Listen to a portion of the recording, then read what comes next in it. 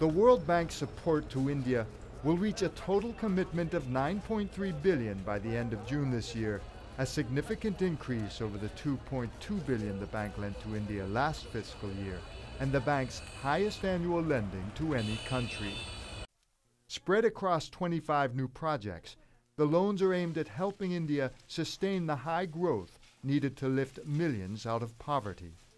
Challenges are huge wherever you look, in infrastructure, water, roads, railways, urban infrastructure, sewage, water treatment plant, education, health.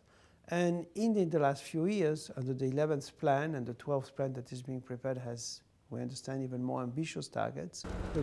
The increased lending is in response to the government of India's request of additional bank support to help the country insulate its capital markets from the global slowdown, to remove infrastructure constraints to high growth, and to continue delivering essential social services like better schools, hospitals, roads, and electricity to the people.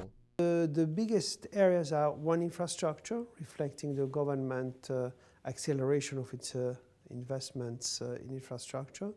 The second has been education. You know, India has a huge primary education program, which has an ambition of having every Indian child in school learning and learning well. There's a big emphasis on learning achievements. The needs of India's fast-growing economy are huge. Its government estimates the country will require $1 trillion for infrastructure investment alone during the period of the next 5-year plan, starting 2012. That $9 billion of commitment look very high, very large.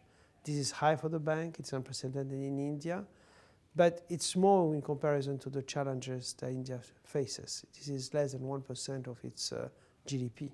The increase in bank commitments is also in line with guidance from the G20, which has directed international financial institutions to step up lending to emerging economies whose growth had played such an important role in sustaining the global economy during the financial slowdown. The financial institutions, both the IMF, the World Bank, and other regional banks, were guided by the G20 to finance, as much as they could, this response by developing countries, and to ensure that the directed to infrastructure, making sure that the planned investment in infrastructure were not delayed by the crisis and the disruption in capital markets.